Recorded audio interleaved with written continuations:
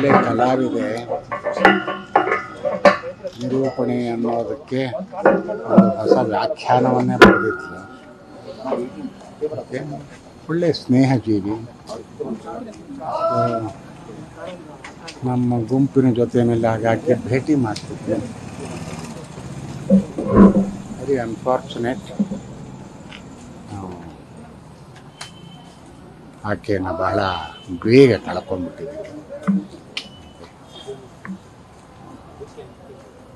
ಒಳ್ಳೆ ನಟಿ ಕೂಡ. ನಮ್ಮ ಜೊತೆಲಿ ಒಂದೆರಡು ಮೂರು ಕಡೆ ಪಾತ್ರ ವಹಿಸಿದ್ಲು.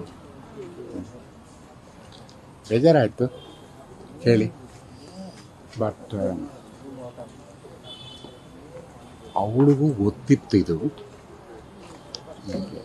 ಆದರೆ ಬಹಳ